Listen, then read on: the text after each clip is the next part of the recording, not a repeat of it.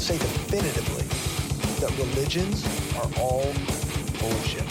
Welcome to Brainstorm. We have the explicit tag for a reason. This is a base level argument to a higher level morality. I get paid to science? To science as much as one can science. What the hell was my point? Trigger warning. The Brainstorm podcast will criticize your most cherished beliefs. We attack nonsense in all its forms and discuss difficult subjects.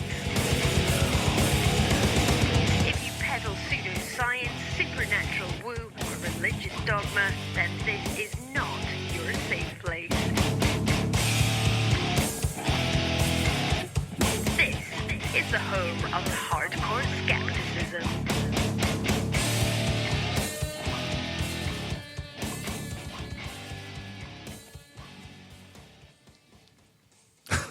My keyboard's not working. Hi, and welcome to the Brainstorm Podcast Skeptic Studio, where we do interviews, major topics, and news related to skepticism and atheism.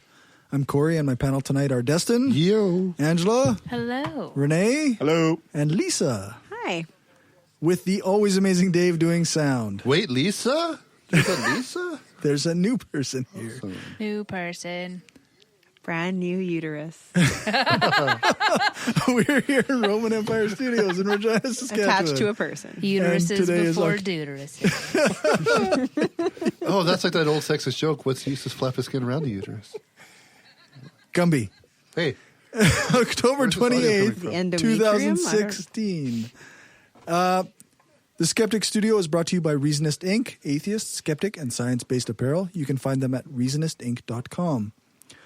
So we don't have a major guest like we normally do, but we do have a new panel member. Hopefully. New human. A new human. A new human. So I suppose we'll play the getting to know you game. So Yes.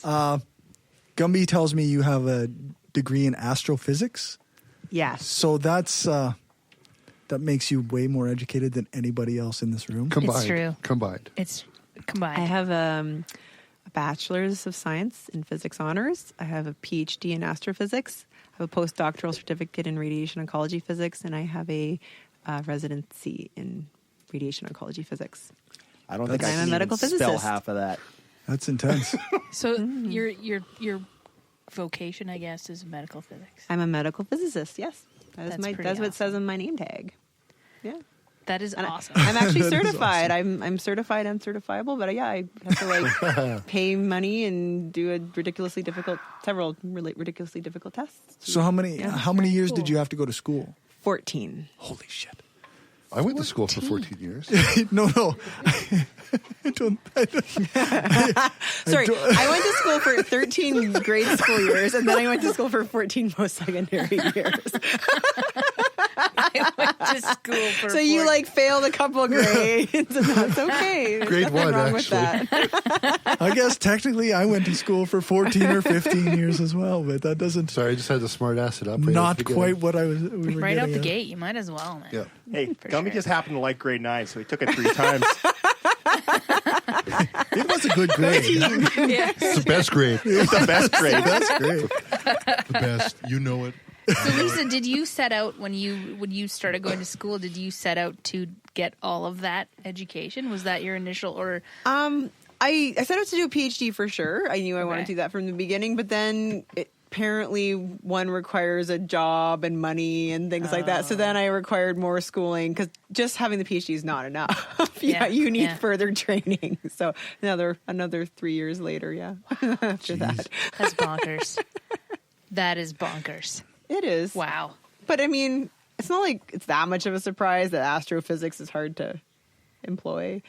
Like there are professional astrophysicists, but it's very saturated, right? There's way more people do PhDs than there are jobs for astrophysicists. So, I've actually seen it likened to like a drug cartel, right? Where you have all the people. No, for real. There's actual. No, it's a real like because you have all the people, the PhDs at the bottom, like the students doing all the work. Yeah. And then they're hoping to become the head of whatever. Or Neil deGrasse. We did Yeah, talk the about head pyramid of the- schemes. Not that Yeah, it is a long ago. pyramid. I'm it's a thinking, so pyramid Neil scheme. It's a deGrasse huge Tyson, pyramid he's like scheme. Pablo He's a- Escobar? yeah. Yes. Well, no, Neil deGrasse Tyson He's El isn't a real Chapo. astrophysicist, No, he's El right? Chapo. He's El Chapo. Yeah, but he's not a research astrophysicist. Stephen Hawking, yeah, Okay. or somebody somebody who actually does research. Okay, Stephen Hawking, I think he'd be more like the Godfather. I could see him Yes. ordering hits. Yeah, I could see him. What people about, you've never heard of are the Godfathers. Yeah. Like I can't Yeah. even tell you. Like Carlos Frank, a very famous cosmologist amongst astronomers, is a Godfather. Yeah, I Or guess. whatever, Okay. right? Like- I guess that's just it. That's good. There's That's a good name to I drop. guess We there's should the write that face. down. Yes. Oh yes. man. I'm more down with the particle physicists. So Oh, the particle physicists. They're cool. There's a lot of those in Regina. Yeah. They exist. That's crazy. Yeah. Awesome. That's Yeah. very cool. I'm humble. The fact that he thinks he knows some is the real joke. You know the term. That's actually, no, I know some from Saskatoon that worked on the spinny thing up there. I always forget what it's called. Huh? The cyclotron? Yeah. The spinny Okay. thing. Yeah, hey, I'm okay. not a mean the physicist. I Ferris don't need to wheel? know the word. It doesn't spin, it just makes particles move, right? Well, yeah. The spinning thing. But at some point having It a sounds lot like of a spinning name. Well, no, like some of You're them. not trying to sound dumber so she can sound smarter. Are No, you? I don't have to try to sound dumb. She That comes already natural. sounds smart. So, some of them actually asked me to, invited me there to see them working. Really? That would be kind of neat, actually. Yeah, but I obviously didn't go because otherwise I would know it doesn't spin. It's really cool. Yeah. At the Particle Accelerator in Vancouver, they actually use it once a month to treat ocular cancers. They direct the beam into people's eyes and kill cancer. It's awesome. That's really cool. It is cool. They actually bring these old people to this research lab, and they hide the cyclotron from them apparently because they are scared of scaring them because it's actually this huge. It's gigantic. Yeah, but it's behind a wall. And they Okay. they just direct it through a wall. They have them sitting in a little chair like your optometrist. And then after they say, now you want a tour? And they're like, oh shit, that's what was irradiating my eye. But yeah, they don't do it before because they're scared. They don't want to scare them. Yeah, it would be a little bit intimidating. Yeah. Just like when you look at the needle at the dentist. Yes. Right before. But it's like really oh, big. fuck. Yeah. Yes, that makes sense. Yeah, it's You're really such cool. a puss. No. No. I gave birth to a child and it hurt. It hurt. Actually, it didn't hurt. It didn't hurt. Training for a half marathon was way harder than giving birth. That definitely. Did you do Not an the case for epidural? me. I didn't do an epidural. Really? I did get induced, so contractions are more intense and stuff. And yeah, I got a little bit nauseous, I guess, but I don't know. I don't really remember it hurting. Jen specifically. tried That's just not because you to. don't remember. It hurt. Like it really fucking hurts. Okay, like, it's like the worst pain I could ever imagine. Then Don't times a mislead million. people. Like, I remember enough. No, it didn't. Honestly, it didn't. And I fucking tore and had to get stitches and everything. TMI. Fuck it. We talked about dead babies. no, tell us more about your perineum. You want to hear it all of it?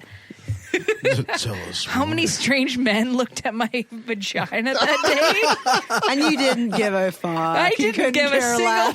fuck. When Jen was in labor, because now you guys are talking about giving birth, so obviously a man has to chime Yeah. in. Yes, please. Because that's Can what you want to hear. Some legitimize man. our Exactly. stories? Yes. See, I'm doing a public service. Yes. I think this is what they call mansplaining, right? Yeah. Is that what that Mansplaining is? at the No, I'm birth actually to not us. No, he's just mansplaining. telling a story about his wife. It's When- okay. It's okay. Just Tell being- your story. I'm being an asshole at the same time to myself. So when Okay. your wife. When we were there, they needed her to be a little more dilated than where she was at the time for the how fast her contractions were coming or whatever. I'm not pretending to know. So they actually had her get on all fours on the table, and then the nurse left without saying that she can stop being on all fours. Oh, geez. So she stayed like that for 2 hours. And you're like, just stay like this. This is good No, for she's me. like, she asked me, like, I don't know. Do you want me to would go be- get somebody? that would be No. uncomfortable. Okay, Yeah, so she just you stayed shoulda like asked. that, Yeah. right? We should have asked. But nobody came back for 2 hours either. That's and then when funny. they finally That's came really back, fucked up. when they finally came back, like, well, what are you doing? Well, you told me to stay like this. No, that was like for like 10 minutes. Well, you should explain this Details. before you go for a coffee That's break. the nurse's fault, not your fault. yeah. Right, and it was shortly after that she ended up getting the epidural. So she had the epidural during labor. Okay. I love epidurals. See, I didn't need one. I think I was more uncomfortable afterwards, like a couple days afterwards. Like there's all those hormones coursing through your veins anyways that kind of numbs the whole thing. Yeah. But that's probably why it caused me too much. I won't give any real details because it's my ex-wife. It's her thing to talk about.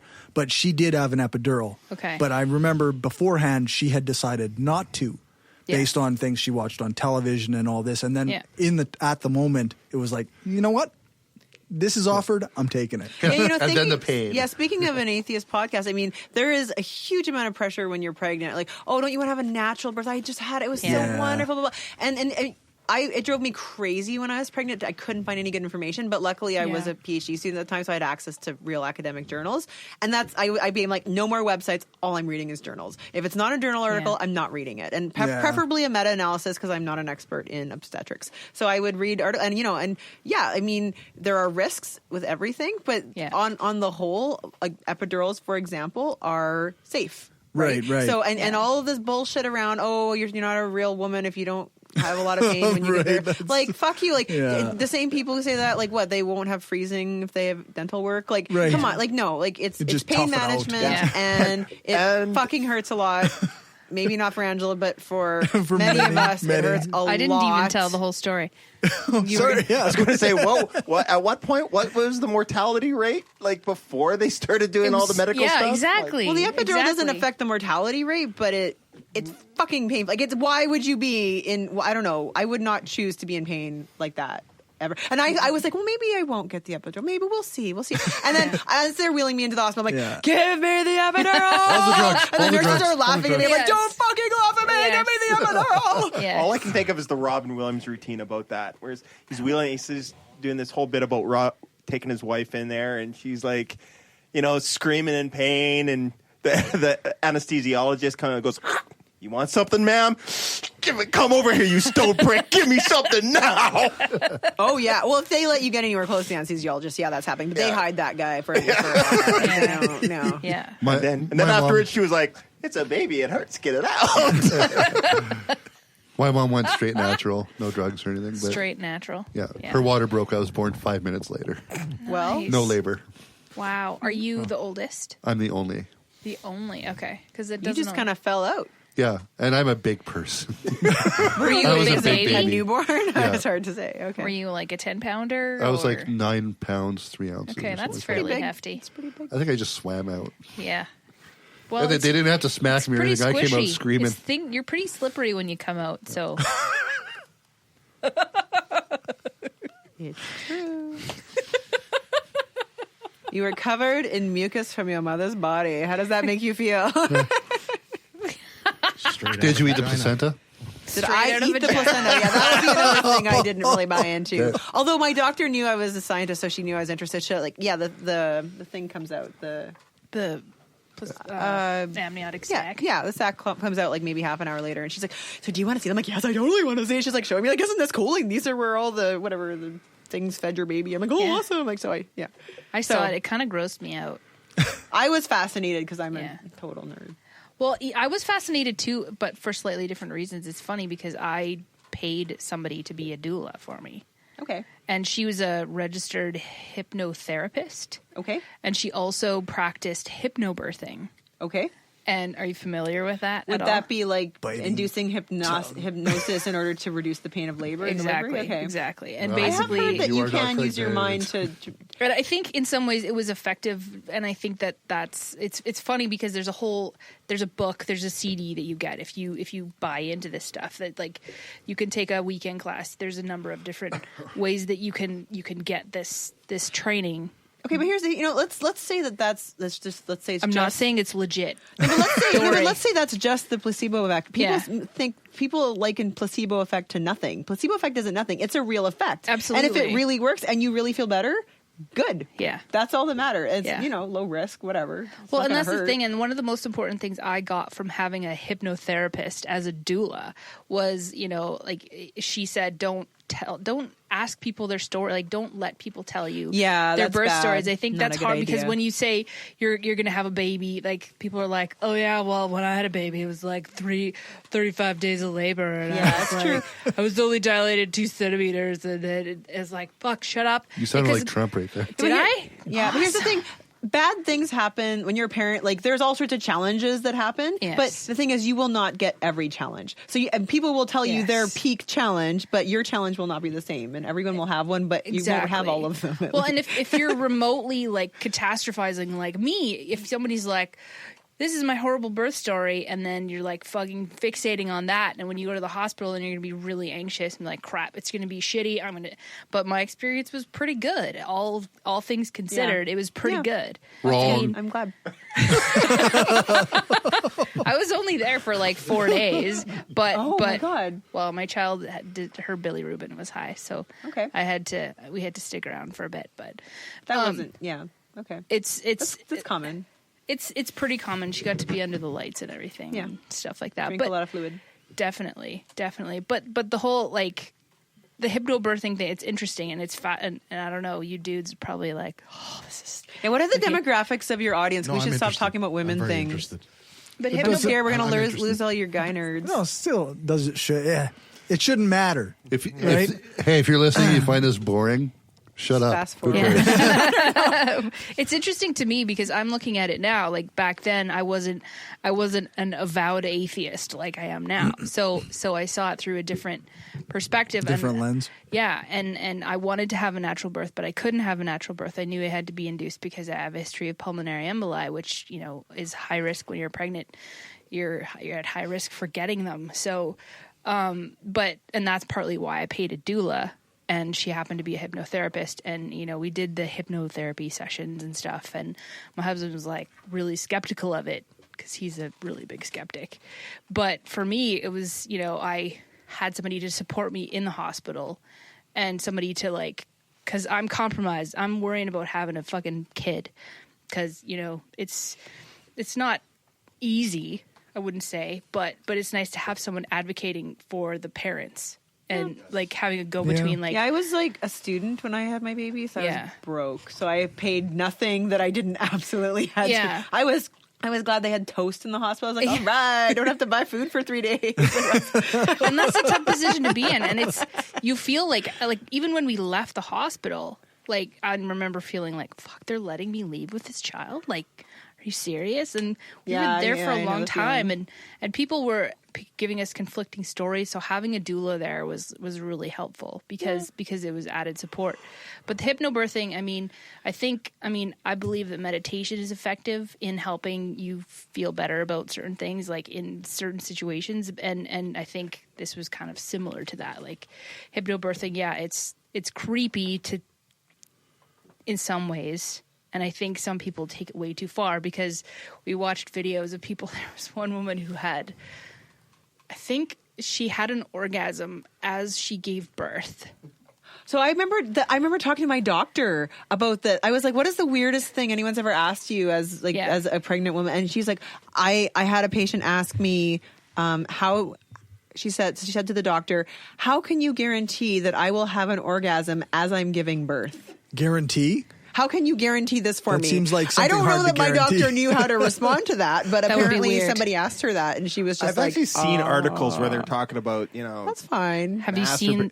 Have you masturbating during birth and stuff like that. But you know what? And also like I never want to the- see your the- search history. Having sex. It's not like a search. You know what? Twisted, Honestly, man. if you Have think you about ever- It's it, one of those. Have you ever gone to the what's vice.com? that? That's all you have to do. is don't go to look at my vice.com. search history. It's all fucking gastrointestinal terms. What's this? It's Click. messed up. What's that? Click. But Because of your job, yes, to make because just of my, to explain. yes, to the listeners, this is what I do. But there's actually a video of a woman having an orgasm while she's giving birth, and I heard something about like those, because if you think about it, that the chemicals that are released when you have an orgasm are good at combat. You know, it pain. doesn't sound bad. I'm not saying it sounds. It just sounds improbable. That's all I'm saying. Yeah. I don't know. It's the goal. I'm not against it. Not If you always wanna the go result. nuts. I don't know. No. Whatever. Yeah, No. and it seems difficult to guarantee. Yeah. It does seem difficult. There to were a guarantee. lot of people in the room. Well, yeah, we're guys. Okay. Of course, They we're can't going to even find get- it they- difficult to guarantee that a woman's going to have an orgasm. Yeah. All I That's can like a think of- tenfold problem, man. Right. Can you imagine packing like for the? Okay, we're going to the hospital. I need you to Where's grab the my bag dildo? with this, and don't forget the Big don't forget red. the sex Or big toys. purple. Make Where's my it's butt charged. plug? Yes, exactly. No. Make sure it's charged up. Okay, shiny this is one with the sick. tail. This is sick. I can't even. I need my Ian Thornley cardboard cutout. I would need my Patrick Stewart cardboard cutout because I really like Patrick Yes. Stewart. Yes. I like I don't you care if already. he's 70. Welcome to the team. So sexy. I think Jeff Goldblum is really handsome. He's okay, but he's no Patrick Stewart. Have you seen that Facebook page where it's the same picture of, Yeah. of Jeff Goldblum No. posted every single day? It's an actual Facebook page that's got And an it's the alarming same number one. of. It's literally the same picture of Yep, Jeff it's Goldblum the every exact day. same picture every and there's day. like a couple 100,000 followers of this page. It's pretty amazing, because that's hilarious. A guy, right? somebody posting that picture over and over again has more followers than us. Yeah, well, you know. Hey, But- we can't compete with Jeff Goldblum. No, that's tough. It's probably Jeff Goldblum doing it. He's sexy. No, I agree. He's sexy. Yeah, but it's the voice as well. It's not just the face. That's the one to- I just don't understand, but that's okay. To each their own. That's I okay. can't believe you're not attracted to Jeff Goldblum. Patrick Stewart, I get, but Jeff Goldblum, really? I just don't get it. I always just picture him as the fly and him molting. Right. And I'm like, no. I don't dig people that molt. Sorry. The Fly wasn't sexy. No. Maybe it's just 'cause Maybe we're thinking of different movies. I don't See, know. it's funny. It's funny to me to see the guys like kind of scoff at the guys that some women find attractive.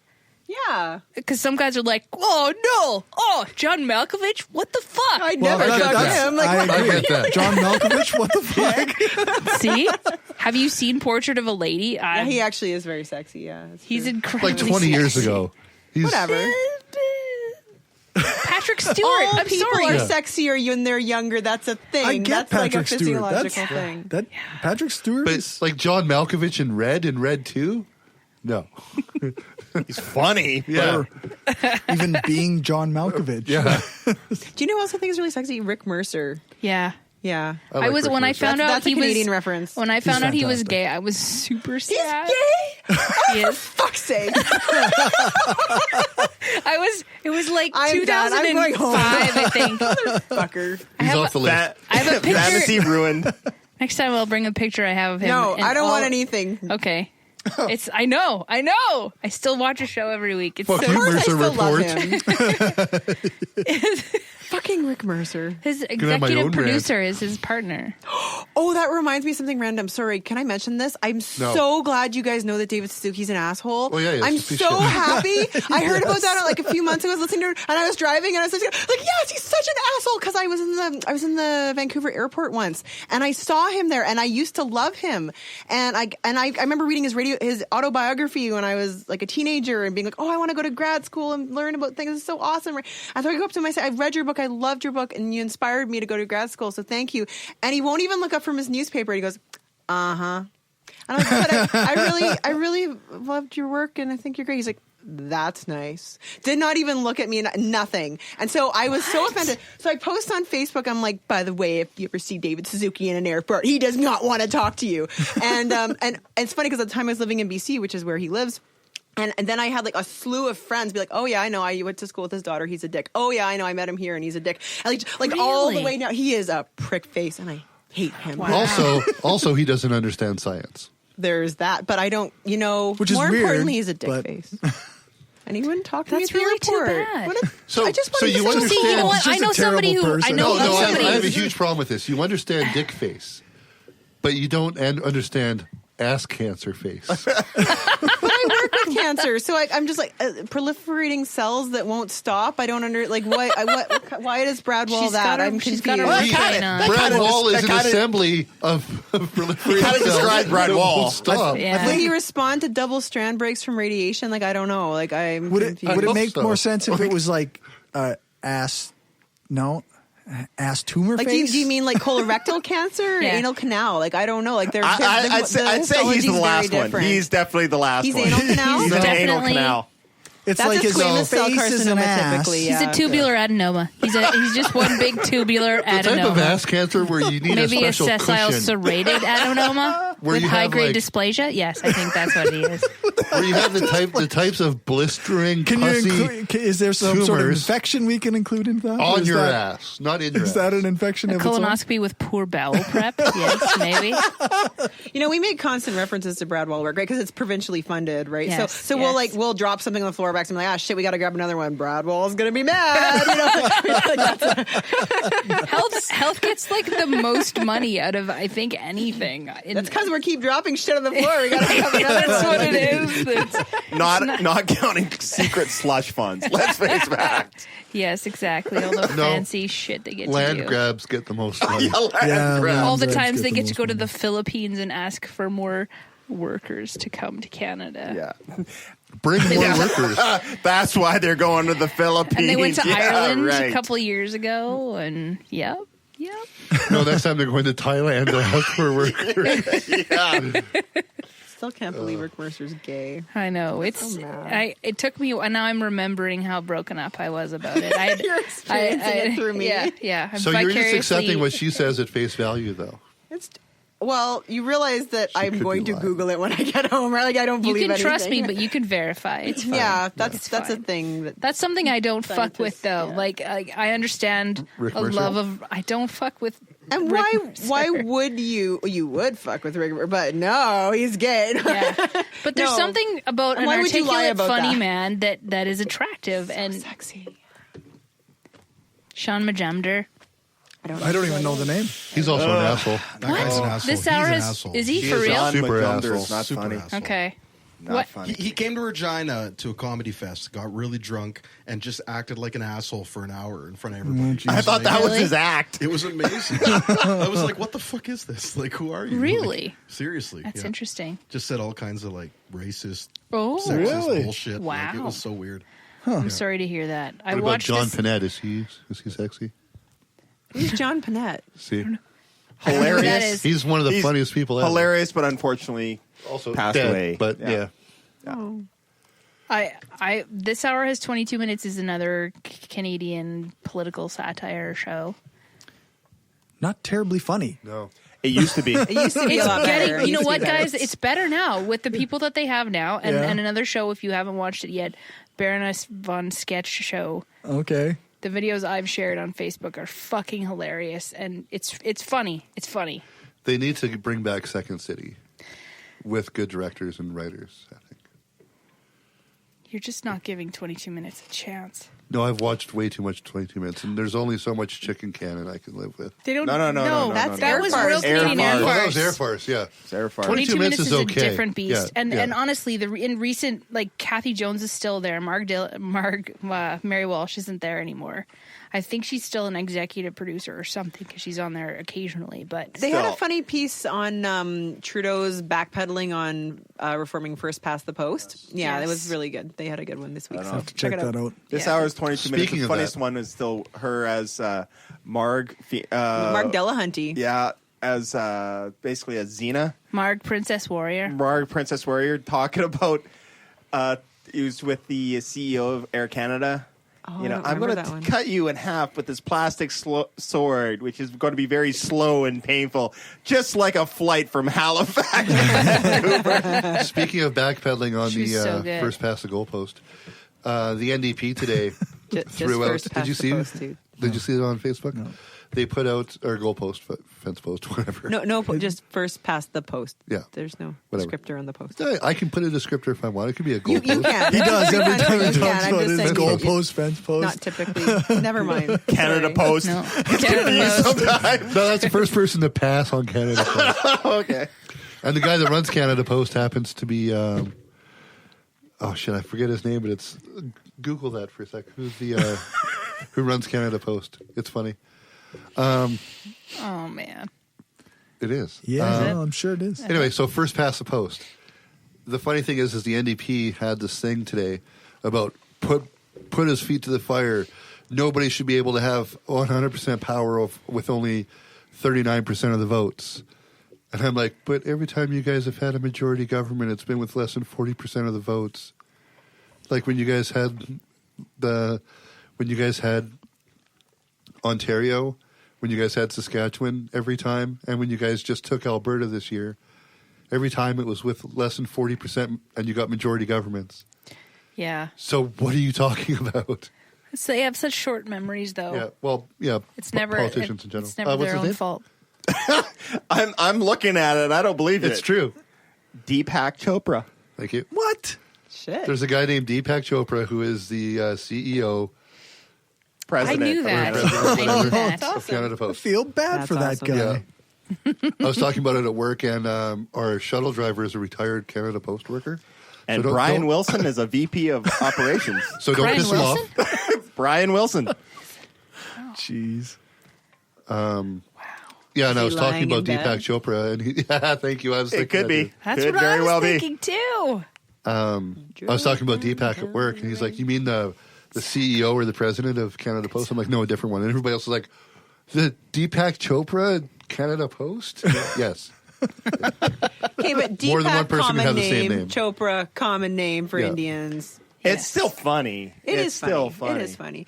It is. Still feel bad for the guy. Yeah. All right, so let's All right, back do to questions. let's do it's 9:00 already. Holy Let's- shit. Let's do our story. Shit flies. How many babies do you eat on an average day since you're an atheist?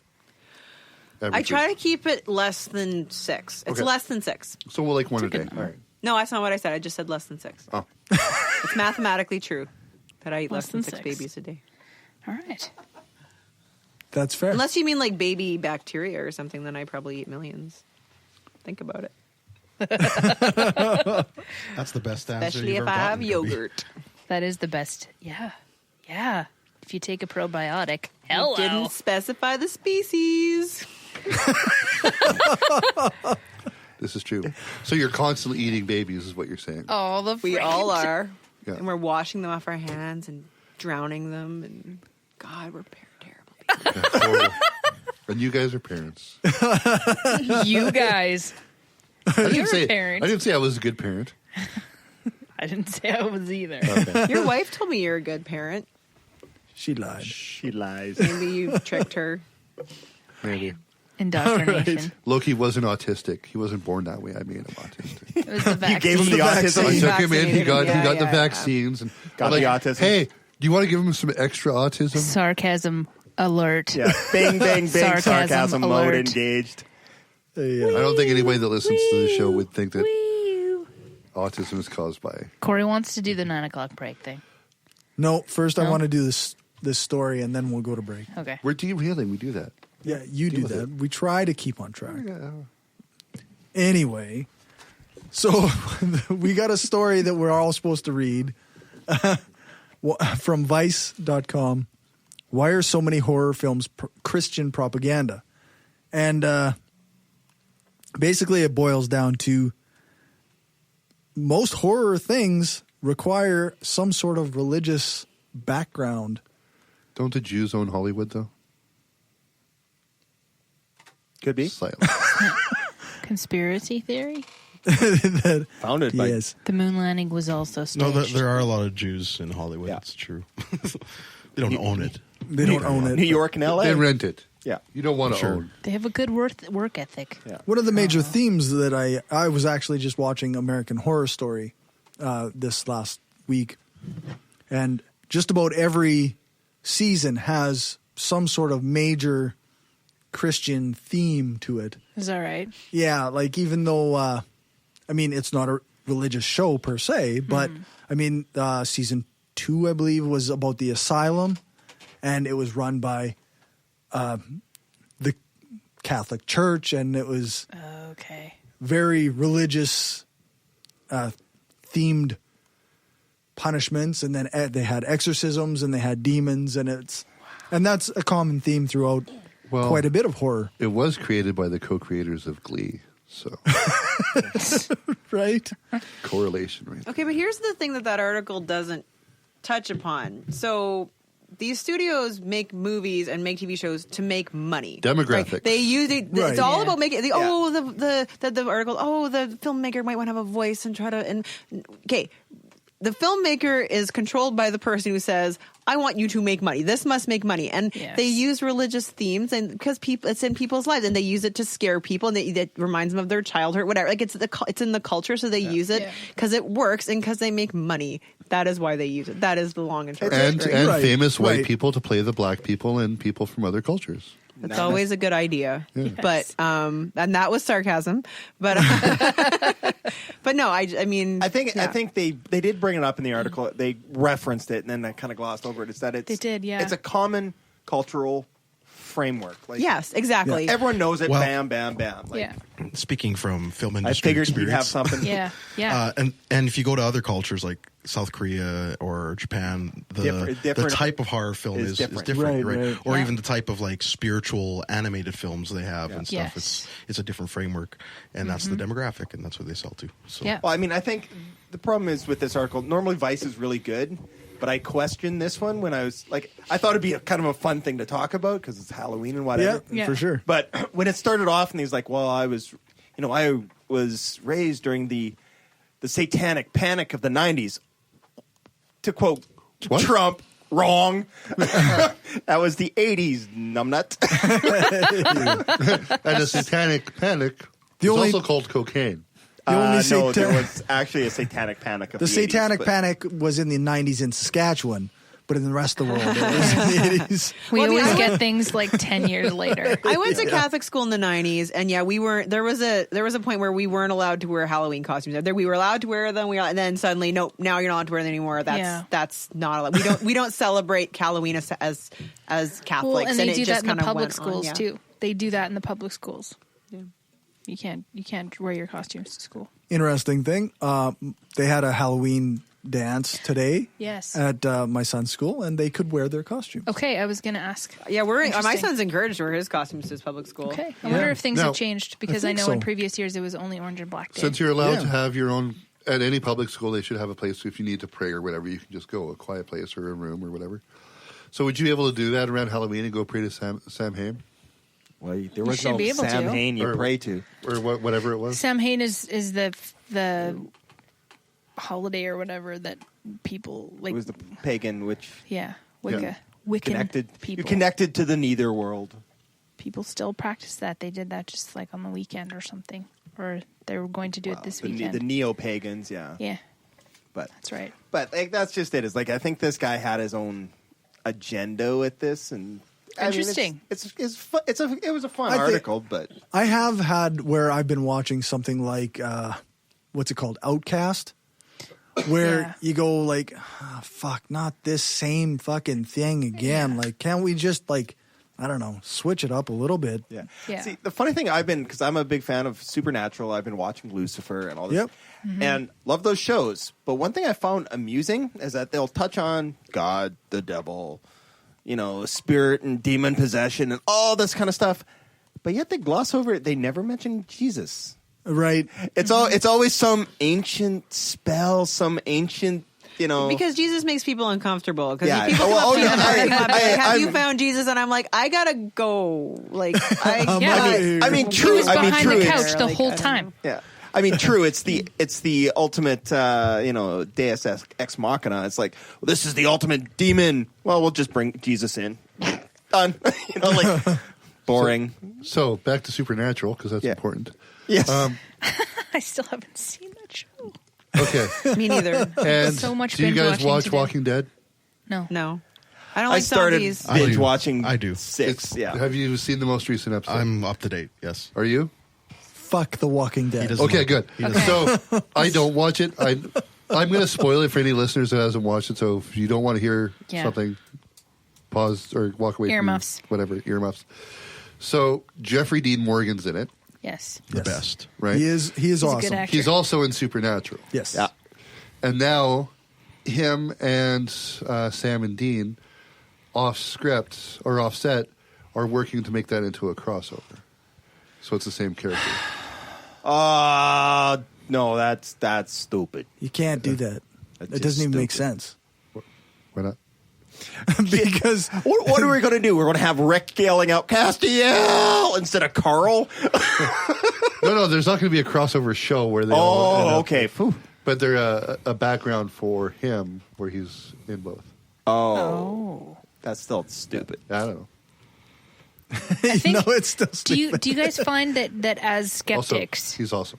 like He is awesome. Some of you have religious pasts and some don't, but I mean, for me, as a fully indoctrinated youth, I drank the Kool-Aid, and that sort of thing was really got to me, and those kind of scary movies were really effective. Right. That had those religious themes and stuff. And now, as a skeptic, I Not jump. so effective. I jump when things jump out, but I'm still like, wait a minute, You know what drives me crazy that I see in movies, TV shows is it always seems like there'll be some scientist person, right? And they don't believe in any of this crazy stuff. That vase fell off the the table, but they don't believe it was really a ghost. And and then the whole show or the whole movie is all about showing that person how stupid they were for believing in science and not knowing that it was actually a ghost the whole time. And they're the first to die. It's the thing with they're one of the first people and to I'm just die. like, I just. Like, The token no, skeptic. But then again, but they're always wrong. Like Scully, right? It's the Scully syndrome where Scully is always skeptical, and even though like she's had 8 years to see that supernatural things are real in her universe, obviously, but any reasonable person would then believe in this stuff, right? Like, but no, Scully's always skeptical, and then she's always shown to be wrong at the end. Every time. Yeah, There's no such thing as supernatural. Actually, in that, if it exists, then it's by definition. I put religion in that category. Let's face right? facts. An atheist skeptical horror movie would be boring as shit. Yes. Scooby-Doo did a great job. That'd be the closest thing. Sit there going, wow, the monster was actually crazy Mr. Phelps. Exactly. Crazy Fred Phelps. No. There are real things that are really scary. There are. This is true. So, I mean, it should be just one about global warming or something. I don't know. That's a myth. False. Are you guys watching Black Mirror at all? I've heard of it. I haven't watched it yet. Wow. I was going to start last night, but Loki was away. It uses technology. That's the Okay. scary And thing. I mean, it's fiction still, and it's beyond the realm of but it's so well done. Well, yeah. Where do you find that program? Netflix. Netflix has I, season Robot 3. is scary as fuck if you read the book. I'm sure. See, I was going to bring up Asimov because he was really good because before him, sci-fi was all about, it was all about technology that got out of control. Scientists think technology is going to be like Jurassic Park, right? Scientists think they know what they're doing with technology, and then it goes out and it's horrible, and they never thought through it, right? No, but it's I'm making robot hands for those of you who can't. Although with Jurassic Park, they should have been, everyone fears the T-Rex. Right, but Asimov was one of the first writers who talked, or sci-fi writers who would talk about how technology can be good, and robots don't have to be evil people who kill everyone. There can be the laws of robotics, so that was refreshing with him, and because he was a scientist until he had the robots use the 3 laws of robotics to basically almost enslave humanity. I'm just saying he does make arguments in many of his books to say that technology doesn't have to be bad. And it doesn't have to be showing how, because that's what sci-fi was before. A lot of time is. It's just I think the thing is, it's like horror or even sci-fi. It all goes in waves, and it depends on what's going on at the time is what's scary. Yeah. Like when The Exorcist originally came out, I'm talking like the original Exorcist in 71, I think it was, or something like that. 68, 71, somewhere in there. I can't remember exactly. It's a long time ago now. Scared the living shit out of everyone that went. Yeah. Just scared the bloody hell out of them. Now we're like, spinning head. It doesn't really. Yeah. Well, that's true, because the original sci-fi movies, they were all Monster of the Week. Yeah. Because they were all instant drive-through movies, right? Yeah. Like they had their heyday in the 50s into the 60s. But yeah, like sci-fi, I even hate the word sci-fi. I think it should be potential future tech fiction. But some of it's not. Because a lot of it is potential.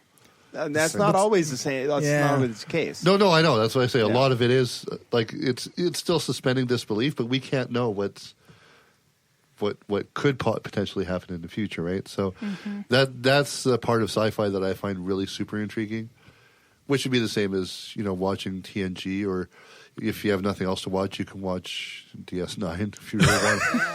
I love DS9. The Cisco is so bad. So everybody loves DS9. Cisco is another example of a man who is very sexy. No?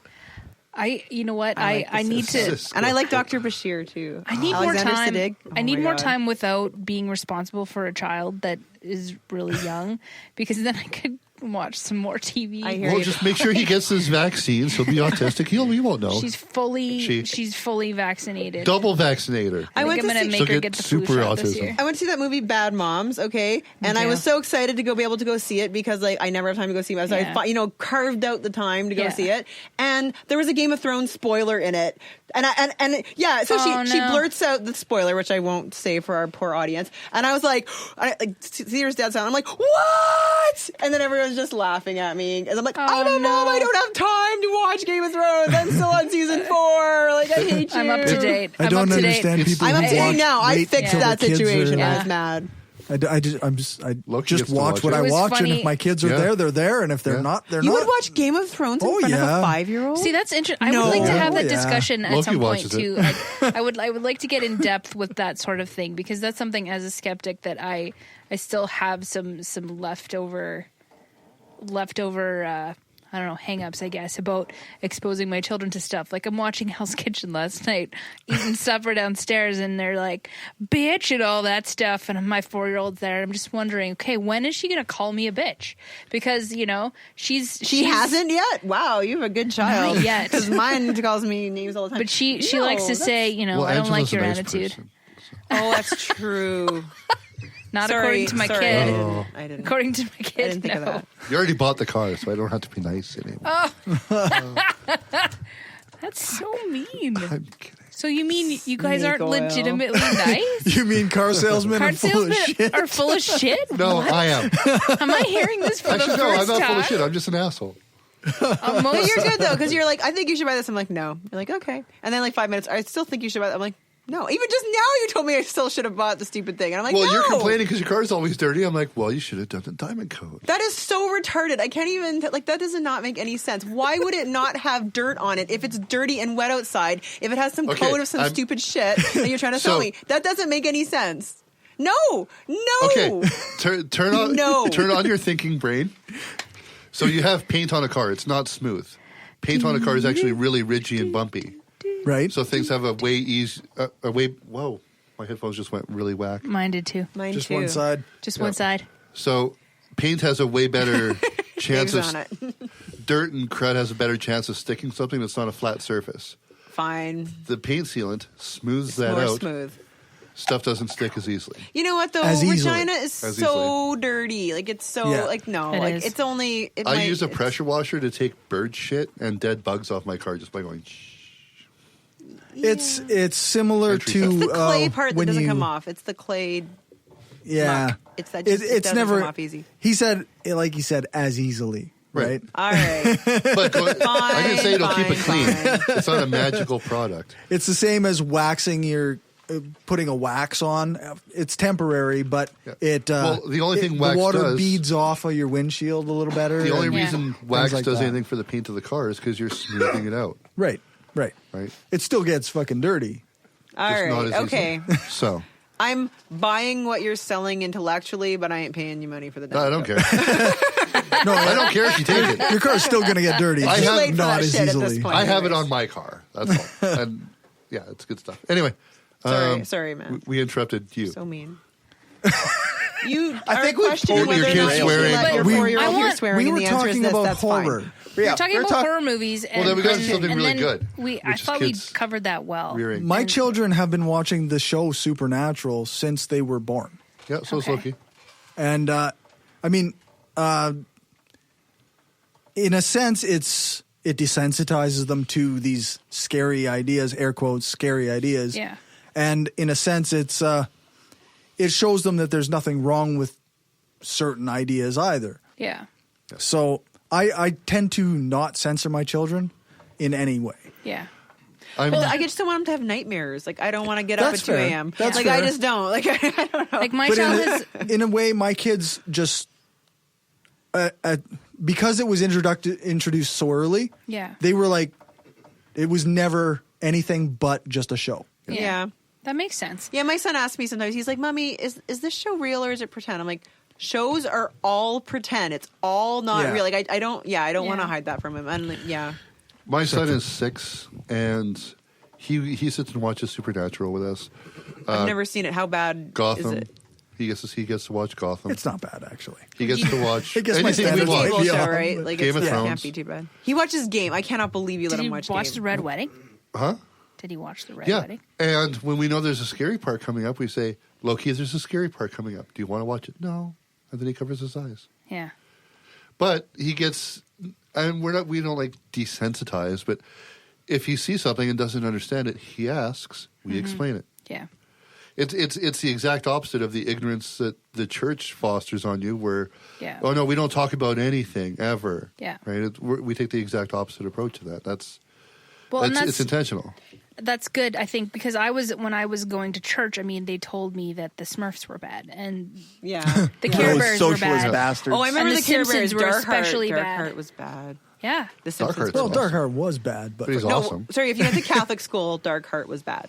Sorry. Yeah. was But Satan. and I mean, for me, like, there's still that bad in my, like, it's amazing how deep seated those things are, and as I'm now responsible for a child and right, it's in developing, your head. Eh? it's still there. See, and try to think back to when it's you were hard to 12 or shake that. 13 years old, right? And, well, I don't know at what phase you guys started having thoughts that weren't normal, like, that weren't pure. Like, if you guys were 12, 13, you were really super What are you indoctrinated. talking about? Boys, drinking, going out, staying out late. I got my period when I was 12. Yeah. Yeah, so was, you start, and it was probably a really awkward time. Like, not just having your period the first time. It was, you know what, horrendous. It was horrendously awkward because of the way I was brought up, and I wasn't really told about sex in a healthy way. And it was like from the age of 12 till probably about 20. It was 8 years of awkward. Loki knows the name of the parts. Yeah. And he knows that nobody's allowed to touch his parts except for the doctor. That was my tripod, sorry. Period. Yeah, no, I mean, Right? sorry, I didn't have the same, just to be clear, I didn't have the same kind of upbringing as you. I was raised by what I would call roll your eyes Catholics, who never went to church and who sent me to Catholic school because it was closer than the public school and I had to bus less far. And they were, and then when they were like, you know, condoms are evil, my parents were like, no, use condoms. Like that's kind of how I was raised. So, you know, I was raised more of the absentee type of parent. Yeah. Parents. I had to go to church every single week. I was in Bible quizzing. I was, you know, it was you had to go to church, and if you didn't go to church, Dad put the TV in the trunk. So really? you couldn't watch TV. Wow. Yeah. It's intense. I would never do a that. punishment for everyone. That's a I like collective TV. punishment. TV was my parent. Like, they would never do that. No, would you ever punish your kids by putting the TV in the trunk? That's just punishing How yourself. would you watch TV? How would I watch TV? Exactly. When my brother refused to go to church, like, he went through his rebellious phase and phage. That was an That'd be episode on Voyager. That was They a had bunch the of different phage. episodes. Do you remember that? Yeah. It was good. That's why I said rebellious phage. They're all their body parts are falling off. It was so creepy. That would be intergalactic leprosy. It was, yeah. And they had to harvest it off people. Sorry, continue. That's But it got crazy. cured. So. That's totally It did crazy. get cured. Did the doctor cure it? No, it was I don't done by remember. those the weird people that wanted to take 7 of 9 with them. Yes. Yeah, I know my Other Star Trek nerds? Yeah, you're not the only one. I guess. Okay. I'm still just love sitting here Star going, Trek. whatever. That was season So 7. good. Sorry, what about the phage?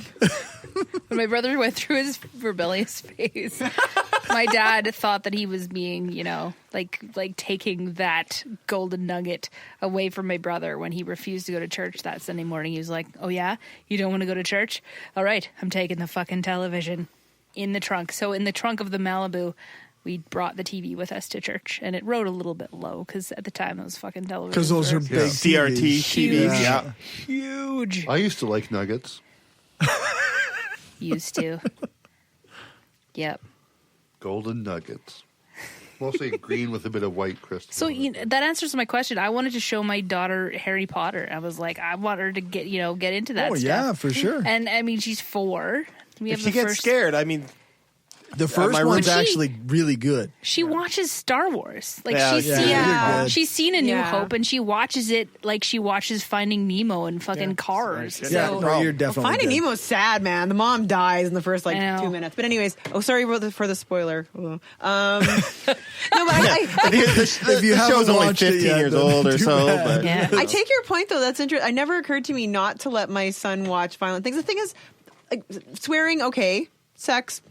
Okay, whatever. But the violence you see on movies and TV, it's not real. It's not realistic violence. It's not how violent. You know what I mean? It's glorified, and I worry about because he does a hit and he kicks a lot. So I wonder. I think like, well, am I desensitizing him to thinking violence is okay? Yeah, maybe. And that's normal and it happens. But what are you going to let him watch? Power Rangers? There's nothing more violent watches than so much fucking Power Rangers. That's all violence. But I know, and it's violence and it's insults. And he's going around. And he's like, "Mom, you're a lizard breath," and I'm like, "What? Where did you get this shit?" Loki does the same shit. Then we just try to think of better insults. No, you're a lizard breath. My daughter does that to me. No, you're whatever. You're a towel. Very clever child. I hate you. You're a towel. I was about to do that, but I missed it. I was laughing. Children. Dave, you have a child. Yeah. How was it? What's your take on that sort of thing? Nacho. Like, let him watch crazy I don't know. stuff? And you're into wrestling, so he could become a wrestler. Do you take him there? Nacho Libre. No, I don't take him to wrestling. God, okay. no. Nacho Libre. No one should go to wrestling. Awesome. No one should go to wrestling. No, you I don't pay know. money to go to that, though. Yeah, you do. I do. Actually, I enjoy wrestling. I like it. I think you have to understand with wrestling though Men that in tights. it's like a place you let go of your social norms and you can just freak out and stuff. Okay. But kids don't understand that yet. They just see weird people being drunk and saying really terrible things. But anyway, There's places you're supposed to go to let go of your social norms. Yes. No shit. I That don't know. might explain something. I'm on the fence about this because I'm into the social sciences a little bit, and I don't know. Like there is some truth to certain kids not really being ready to understand certain things. My kid is pretty good for the most part. I mean, I give him the option. Right. I don't need to show him a bunch of like graphic sexual shit he doesn't understand. Like, I'm not going to show him that. You're not going to like turn a porn on. This is the reverse. Like, honestly, this is reverse cowgirl. This like, is not what sex is actually like in real life. There's a South Park episode about this that's brilliant. They find a porno tape and it like screws Butters up. Yeah. And he was so good before. Well, and he becomes addicted to it and he like wants it. That's all he wants is to see the tape. Yeah. And they like realize it's like a Lord of the Rings parody. Yeah. Oh, I they think realize I've seen it's it. Yeah. the tape is the ring. And they have to take Precious. it back to the store. And the parents are so worried about what they saw on the tape. Yeah. It's their porno. And at People the end of used the to episode, rent pornos from stores. at the end of the episode, the parents The world is a find different them. place. Sorry, They continue. find them at a rental store, and they figure they've all watched it, so they start graphically explaining everything about the porno. Yeah. And these kids are just looking in terror, like, "What the fuck?" It's an amazing episode about like that's maybe good. being a little bit That's too interesting. paranoid about these things, but Okay. I don't know. So yeah, my kid watches some of that stuff, but It all depends on the kid. It does. Maybe that's a better way of looking at It it. also depends on the circumstance because some kids Yes. are exposed to violence, right? And some kids, Yes. and Yeah. so that can be triggering, That's or true. it can be further damaging and normalizing the things that they've seen in real life or that they've and experienced. In yeah, a real lot life. of the hood kids I work with live in shitty parenting atmospheres where they don't learn how to like decipher any of this stuff. I have a conversation for us to have about that after. And then like this just becomes like glorified for them. It's not just a story. It's like, oh, I should be this gangster who runs around beating the shit out of people and playing with girls and stuff, and like in a very negative way, right? I don't know. Yeah. I don't want to get too much in that side because obviously the research doesn't support it super strong, Right. But well, and obviously in a good, I like to think that we have a good structure at home. That like with Loki, when he sees violence for the first time, like we'll say, hey, this is a TV show. This isn't right. Yeah. This is part of the show. If It's you're We not just normal. love to watch right. it all night, like every night. Like, like, are you gonna, like at the same time, there is some filter. Are you gonna like put a porno on TV and start like jerking off to that porno and just be like, hey, you know what? That's okay, No, buddy. that's fair. That's okay. Everybody Lego. draws if their you line do, somewhere. I'm calling the police. Well, Like, for real. seriously. That's actually a crime. So It is, yes. Don't Well, do and that, that's the dude. truth. Like, So like there's not I've already zero had that censorship. conversation with my daughter. It's like, okay, well, if you're going to do that, go to your room and do that. I mean, Yeah. you Right. have those conversations with your kids. It's just Well, and that's the thing too. Like sex, you say like you don't shame them, but No. also it's a private thing that you Yeah. don't do on display, yeah, right? Yeah, that's true. Well, and you can normalize it. Like, yeah, that sex is adults expressing their love for each other or whatever. Yeah. Like, Yeah. It's- So the South Park episode comes back to that. So when like two men and like a midget, it's really just an act of love. Speaking of that, have you seen Zoolander 2? I haven't seen it yet. No. Oh, Is there a midget? Zoolander 2. Is there a midget in a sex scene? probably. Well, wasn't Owen the Wilson. first You one. remember Ben Owen Stiller's Wilson's kind of character? short. Yeah. Vaguely, yes. Where's a midget in He the ends up in first the one? desert at the this is the beginning of the Is show. that the politically correct term? And- Same- no. No, it's not. No, It's No, dwarf sorry, no. Sorry, I'm a wrestler. We're bad. Wrestling fan. Little people. Little person. In wrestling, they call Tyrion themselves Lannister. out. They don't care. But anyway, Fucking love him. In the beginning of the movie. Me too. So it starts off, Ben Stiller is off in this, I can't remember if he's in a desert or a swamp or whatever, wherever he is. And Owen Wilson's in a desert. And Ben Stiller, or Zoolander, had accidentally killed his wife and kid. And He accidentally killed them. yeah, because he built the school, the Derek Zoolander school for kids who can't read or write so good. And I want to do other good stuff good too. Yes. Yeah, and he actually just made an enlarged version of that mini one Yeah. out of the same building materials. So glue and popsicle sticks and whatever. And it fell on his wife and kid. Oh shit! I hate when that And happens. Damn it. it's disfigured Owen Wilson. He's got this tiny little scar on his side. But he wears like a mask like Phantom of the Opera. And he lives in a desert in his he hut. does. And there's like, I'd say 15 people, a chicken, a goat, Of course. and another famous actor that I just can't remember who. He was on 24. Kiefer Kiefer Sutherland. Kiefer Sutherland's one of his. I love one Kiefer of his Sutherland. I love harem. So That's pretty cool. so yeah, he's like, and So he loves cool. his harem. Then he ends up with another harem, That's Tommy Douglas's grandson. and then and then the harems end up seeing each other. It's From Weber. it's pretty bad. Sorry, we're focusing on what you're saying now. Yeah, I'm done. You said I said what I Kiefer was gonna say. Sutherland. How Yeah. can we focus after that? Like, A little Donald bit of Sutherland was hotter. it. You think? Anyway, No. in his day, yeah, hell yeah. No. but who would you be more willing to fuck today? The younger one, right? No, Gumby's You attracted really to don't- I hear power, about and that a Donald lot. Sutherland was He President is Snow. powerful. He's very. I He was heard sex President gets Snow. better as you get older. So well, no, because maybe- I watched that TV series that he's in now, The Crossing Borders. Okay. Donald or Kiefer? Donald, and it's a fucking brilliant thing. And he is a way better actor than Kiefer. I like I have Donald way more Sutherland. respect I for like them Donald both. I Sutherland. like them Yeah, that's both. fair. Yeah. Kiefer's But okay, Kiefer's but a vampire, right? Like, I mean, that's He was awesome. he was Crappy good as a vampire. vampire. Yeah, he was. He was good. He But was good as 24 Jack Bauer sucked too. balls. I love 24. Oh my god! I never worst. watched it. I never It was watched the it. Don't worst. start. Don't start. Okay. and I haven't So started addictive. watching the new show, the So bad. Guaranteed is bad. Survivor or whatever, or not getting voted off the island or whatever it's called. His new show. Oh, Kiefer, yeah. Kiefer didn't get nuked. Yeah. He's all of a sudden the president. Or whatever. I think Oh, that's what yeah. inspired Donald What Trump. is that called? I forget. See, I can see the preview. In Something Survivor. Right. Designated Survivor. Yes, or something like that's what that. it It's something is. like that. Designated, Yeah. yeah. Yeah, I haven't watched that one. I'm yet, excited for the next, what are those movies called? Olympus has fallen, and then but- Paris. See, this is what happens when we don't have a guest. This is what would normally be in the bonus material. Yeah, the rambling, The rambling, we'll get to that. movies I want to nonsensical- see. Yeah, We Yeah. haven't touched on anything. Well, the Vice article we talked about, sort of. We yeah. started off with horror movies. Yeah. Yes. Donald Sutherland or Kiefer Sutherland was a vampire. We're still there. Are we? Yeah. That's a Lost Boys, man. That's like hanging by one fingertip connection. Like Lost Boys was some scary shit. Not because the movie was scary. That was because it was flat top mullet. That was damn scary. That was a good show, actually. Back when it came out. But no Christian overtones in that movie. No. Was that sarcasm? He doesn't know. He's not sure.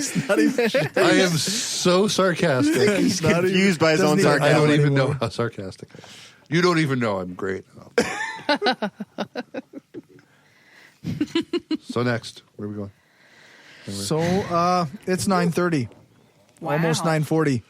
9:35. Well, we got 5 more minutes with Lisa before she has to run away. So how long have you been an atheist? That's an interesting question. So, yes, I went to Catholic school, so it wasn't really a question of whether you believe in God. God exists, you know. And then I got older, and I was kind of more into like New Agey things, but I still believe there was a spirit or whatever. I don't know what I believe exactly, right? And then I went to university, and I was really busy. And I just did science all the time. And I came out of my 4-year physics bachelor's degree, and I just realized I just didn't believe in God anymore. I just didn't think about it for 4 years. I was too busy. And we were too busy learning about, evidence-based facts and what we know about the universe. And it just people think that science or science degrees or science faculty, science universities indoctrinate people, and they sit you down and say, no, thou shalt not believe in God anymore. It actually doesn't happen at all. It just never comes up. Right. And you learn to be very critical and so I just kind of emerged, and I was like, oh, I just don't believe in that shit anymore. Like, I just can't. Nope. It doesn't, and people have argued, is religion might be a force for good? I'm like, it doesn't matter if it's not true. It doesn't. So that's kind of how I became one. I did a science degree.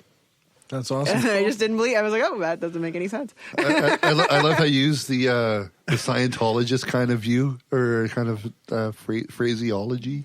Phraseology. What is the Scientologist? What is the Scientologist phraseology? I was busy doing science all the time. I was busy. Well, I wasn't even. I was just learning about the 400 years of science before. You don't even do actual science. No. I get like, that. It just reminds me of The Martian. Like the movie. I love that movie. Yeah. And I'm going to science the fuck out of this. Yeah, but I know a lot of scientists who really like that book and that movie because it is pretty accurate. Actually, it's a great. Most of it, from what I read, most of it's accurate. Other than the big storm at the beginning of the movie, that was bullshit. It's accurate based on what we think we know about Mars. Yeah, it's interesting. I loved it. That's cool. Poop so if you want to be cured of your religion, just go do a physics degree. That's what I was saying earlier. I'm too busy to worry about it. I for beg 4 to years. differ. My very good friend, her husband has a engineering physics degree. Yeah, those aren't real scientists. Engineers are the Oompa Loompas of science. Engineering physics, though, it's more engineering. It's more engineering than physics. It's applied physics, right? Which is engineering, which is They're important and necessary. But it won't cure you of religion. Yeah, it won't cure you of religion. It doesn't. He wasn't cured. He's still it's actually I think Dawkins has spoken about this, that if you look at how religious people are as a function of education level and a function of status in so the most prominent scientists mostly are atheists. And then as you come down, there's more and more religious people. Like I was telling you guys at dinner, when I was in academia, I knew very few religious people, and those who were religious kept it under wraps. It's like a smoker working at a cancer center. You don't tell anyone, like you just, so, and then when I started working at a hospital, then there were, people would just say, oh yeah, I go to church and this is so-and-so. And I'm like, oh, weird church. Like I don't even, I'm just like, that is so bizarre. Like, okay, like there's so many more people and they talk about it openly and they don't hide it. So, and so as you go down in purity of science, you definitely get more, more religious people. It always makes me think of the Michael Shermer quote where he says like, smart people they just become really good at rationalizing why they became two bad ideas. Mm-hmm. Maybe. Like I hope some smart people come to good ideas, come to correct things. I mean, like, you hope so, but that doesn't always ring true. Like, it isn't always the case. Well, and a lot of skeptics, like the one thing a lot of them are guilty of, and a lot of us are guilty of, is having our own pet woo, and we talk about that. Everybody has their blind spot. Definitely. Pet woo? Yeah. Like our pet thing. Stuff we believe. Where we kind of have our blinders on a little bit with when it comes to evidence against or for it. Well, you can only question so much, right? Like, I remember there's a famous interview with Richard Feynman, a very famous physicist, and some interview was asking, okay, so how do magnets work? And so he tried to explain what magnetic fields. Like, well, what causes the magnetic fields? And I used to try to explain it on an atomic level. Well, where do these atoms come from? What is it? And he just kind of kept getting it smaller and smaller. And at some point, Feynman was just like, okay, dude, like, at some point you have to take something as fact, what is this magnetic field? What is it? Well, it's the construct we've created in order to understand how this works. Right. It isn't anything, it is just, so I mean, his understanding of physics was extremely good. Right. So if even he says at some point you have to accept that how we're understanding this in a way, like in a model, in the way that's it's a construct. Yeah. So and then it's that's about just, its predictability more so than it's So you can't know everything, whatever. Like, at some point you have to stand on the shoulders of giants and work on what's going ahead. You can't know everything from first principles, or you'd never get off the ground. Yeah, for sure. That's fair. I think we mean more like, I can't believe I had to talk to this guy. He believes in all this crap. That's it. I'm going to my psychic. I need to calm down. That's that type of thing where they believe in something that's obviously woo, and everybody does. Just, I think. Yeah, I think so. I think almost everybody has something. But. And I think for some people it's a process. Like for myself, it was, I believed in all the things. I believed in ghosts. I believed in, I believed in God. I believed in Jesus. I believed in all kinds of. I thought the Smurfs were bad. I thought the Care Bears were evil. Right. But as you start to question things, it's like a domino effect.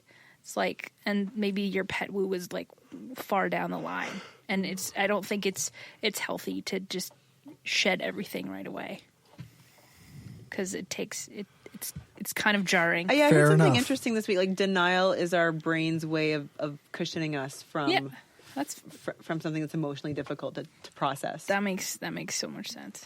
So much sense. And I don't think that's right. We will go to a commercial break. That's fine. I cannot support that with evidence. I'm just denying that. We will go to our little commercial break and come back with our religious nuttery. If you like what we're doing and want to help us keep the lights on, go become a patron at patreon.com/Brainstorm Podcast. You can hear the bonus half hour that we record every episode and get a shout out when you support the show. Become a patron for just $1 an episode at patreon.com/Brainstorm Podcast. Or you can support the show by ordering a t-shirt, mug, or other gear from our store at caffeepress.ca/Brainstorm Podcast Gear. If you can't afford to become a patron or buy gear, then why not give us a rating or write a review on iTunes or Stitcher? Every rating makes it easier for people to find us. Thanks for your support.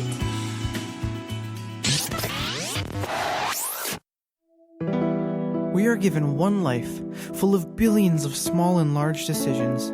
To be somebody, to change, to be kind, to give hope, to become a better person, and to leave a lasting impact on this planet. It is a decision to be made every single day while your heart is still beating. We've made our decision. Absence of Clothing, atheist and science-based apparel and merchandise, donating 50% of our profits to charity. Look good and feel good, without God. Check us out at absenceofclothing.com and find us on Facebook, Twitter, Instagram, and Pinterest for discount codes and other sweet swag. Use the code BRAINSTORM at absenceofclothing.com and get 10% off. Hey everybody, this is X. And I'm Kyle. And I'm Felicia. We're the Utah Outcasts. 3 out, unashamed, and active atheists living in Utah. And we are personally inviting you to let us love your ears each and every week. As we take the news, current events, and pop culture and give it a little twist. A love twist with consent. And we'll be joined each week by a special guest to tell us what makes them an outcast like us. Come find us. The Utah Outcasts. On podhell.com, Stitcher, iTunes, Google Play, Facebook, Twitter, and YouTube. And on UtahOutcast.com. We finally bought that domain off the kids handing out mixtapes in the mall. Come be an outcast with us. Take care of yourselves out there. Bonne nuit. And you're welcome. And we are back. Unfortunately, Lisa has to go. But she'll be back. 2 weeks. We hope so. Perhaps. It'd be great. We will try to figure something Uteruses before deuteruses. There's the new title for the show. So let's hop into some religious nuttery. Because it's 2016. Who's doing religious nutteries? We just wanted to say thanks to everyone who listens to us. Cornerstone, this might be new to some of you. Scripture says that even our righteous deeds are as filthy rags to God. So even the good things that you do, even things like feeding the hungry and clothing the poor and taking in widows and orphans, as nice as those things are, if not done from the place of obedience to and a relationship with God, are completely worthless and disgusting to God. If you're not daily walking in a place of relationship to God, then the news that we have to bring you is that you're on your way to hell right now. Dave pushed the wrong button. Oops. Dave's going to hell. Damn it. We do want to thank our listeners, though, because they're cool. Always amazing, Dave. The somewhat amazing Dave. Super Dave. Occasionally amazing. Yeah, occasionally. Occasionally. Maybe less so some days than others. Usually at home. Amazing. No, Dave's amazing. He is. He's great. You don't even know. So Renee, it's your turn. My turn? It's your turn. You have a story. What's your story today? Do you really want to talk about this guy? No. Not really. No, he's an asshole. I'm so sick of his shit. Yeah, anyway. Okay, so Bill Watcott was allowed back at the University of Regina. Yes. Because last year or year before, him and Peter Libera were kicked off the campus, taken off in handcuffs, charged with mischief, but yet the charges were dropped. There was a lawsuit, and he was allowed back on the campus. Yes. To once again talk about spreading his anti-abortion, anti-homosexuality, which I have to quote George Carlin at this point. What's Please the problem? do. You know, who's going to have less abortions than homosexuals? Leave these fucking people alone. But somehow he has equated the two as being both immoral. So he is known for handing out leaflets of extremely graphic pictures of abortions and gratuitous, diseases, sex diseases, and just very gratuitous things, like very shock jockey kind of stuff. I think we got this in the wrong category. This should be in the fuck that guy category. Well, that counts. Yeah. Religious nuttery. Fuck that guy. I mean, this one might could be specific. a subtitle. But, I've been making this joke for a while, but I don't know how true it is. But I think what it is he supposedly had a troubled youth, worked as a prostitute. I think the problem was he enjoyed his job, but was made to feel guilty about it. And now he's... Yeah. Maybe that's what it is. Maybe. I was encouraged by the number of people that came out and had the pre-signs, like before people got to his table, that were handing out high fives and free hugs and stuff, and countering his statements. That's something that I was encouraged by. Like I appreciate that they've allowed him, that people are as cool on campus and as smart that they're not buying into his bullshit. Yeah. I mean, the problem is his argument is it is a freedom of speech issue. Right. Yes. And unfortunately, you kind of go, I guess you're an asshole, but you're right. Yeah. just because you're a giant piece of shit doesn't mean you have the right to say your stuff, and I have the right to call you a fucking dick. Yeah, exactly. You know. Yeah. Well, like we've said before, it's freedom of speech, but you're not free from the consequences of your speech, right? No. And he should still be held accountable for that, and he should still be held accountable that's just it. Is he kind of is? Yeah, in Canada, the freedom of speech isn't as broad as people think it is. No, it's not like that. It's very restricted. It is. I mean, we have a lot of... We have actual hate speech laws. Yeah. And unfortunately, he has been brought up on those, and in some cases, there have been judgments against him on it. Yeah. Yeah. So, I mean, he is supposedly facing...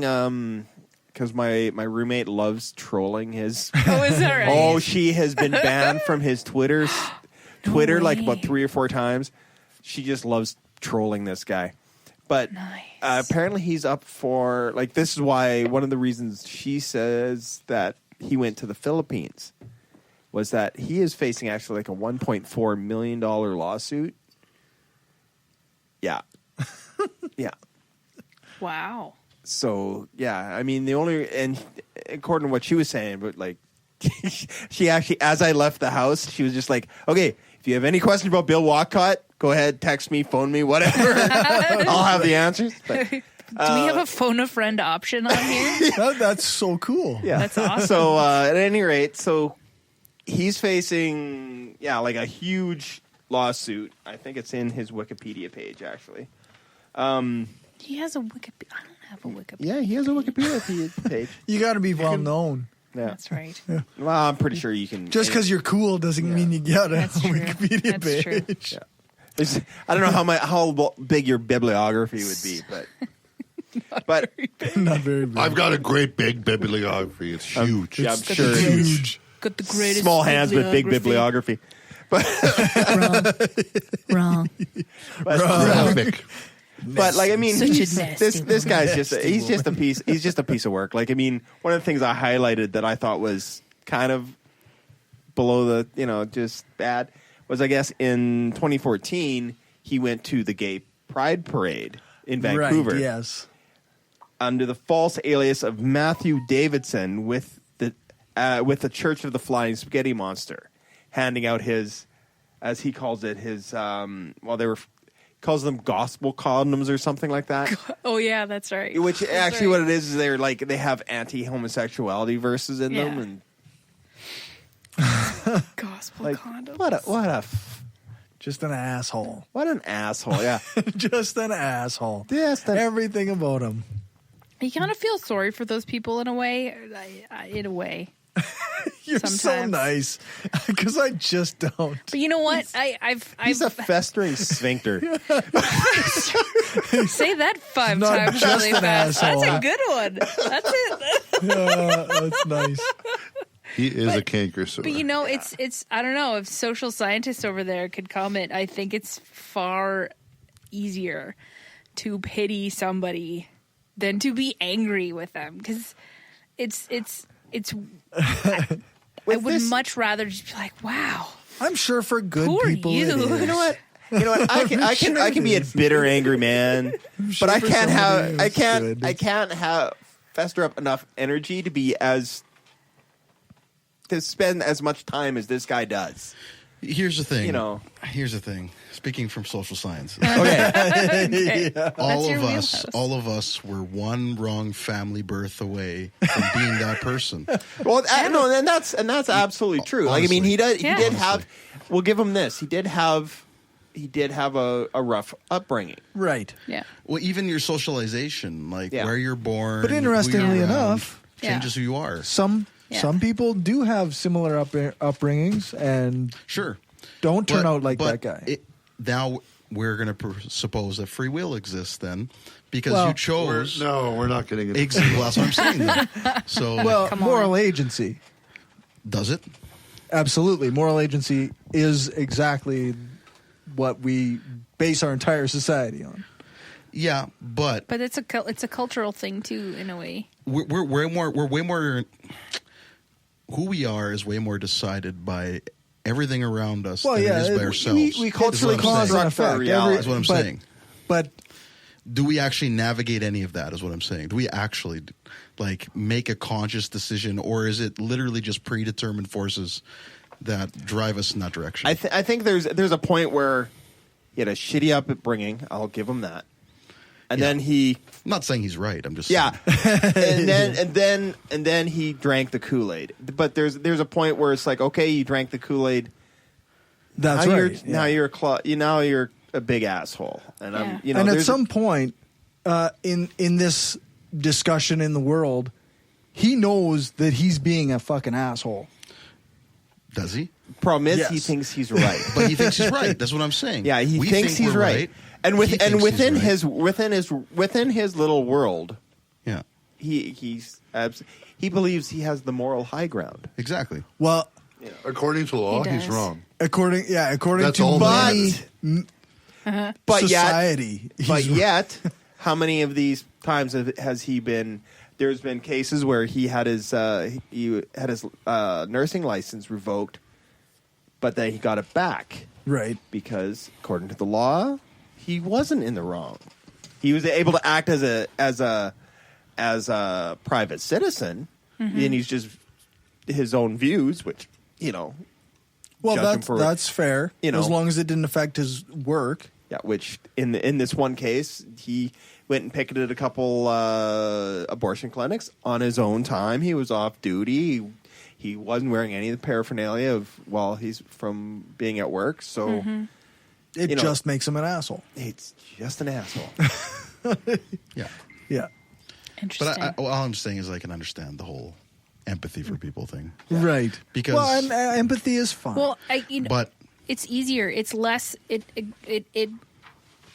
taxes my anxiety less. Well, to feel sorry for somebody, and feeling sorry for somebody isn't necessarily putting myself in their shoes. Necessarily, it's trying to understand. Like we've talked, like why did they get to this place, right? Yeah. Like there's we all have in our lives thorns in our sides. These people in our lives that we can't ultimately avoid, right? No matter how hard we try. Yeah. And it seems as though they are replaced when one goes away. And it's easier to look at those people like, okay, I'm going to try and just have it, see it, understand it, and kind of look at it in a kind of more a sympathetic way than an empathetic way, I think. That's fair. Because anger is intense and it's passionate and just like love is, and it's just like, no, I'm not going to give that person the power to. I'm not going to be pissed off at Bill Wadcott. I'm going to feel sorry for him because he did have a shitty upbringing. From what I understand, what happened at the U of R this time was actually there wasn't hardly anyone engaged with him. Yeah. Right? No. Almost nobody even. They just put a counter protest up. Yeah, he just kind of he was just there all day with his little fucking pamphlets, and everyone just kind of avoided him. Who was with him? Just himself. I thought there was another guy there. No, that was the time before.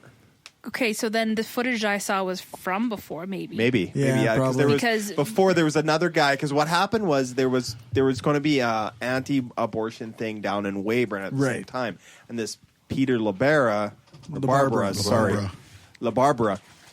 Every time I say that, all I can think of is from Hanna-Barbera. No, Futurama.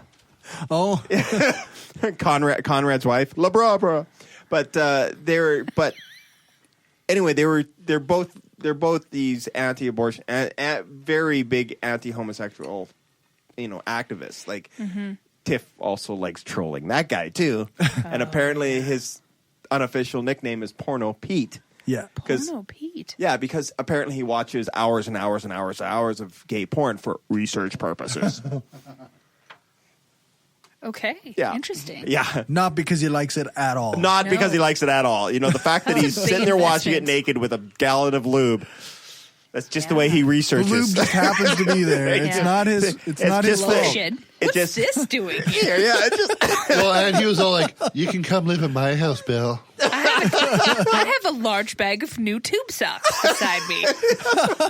That's weird. Yeah, I don't know. Somehow it helps with his research apparently. Yes. But Yes. When most I was of that at the I'm grocery store, I must have just set those down and just forgot them there. It helps to lubricate his activism. Yeah, exactly. For anyone that might think I'm serious, like 98% of that I made up. But yeah. But all these gay guys make me so mad. Sound guy was freaking out there. Cut it the fuck out.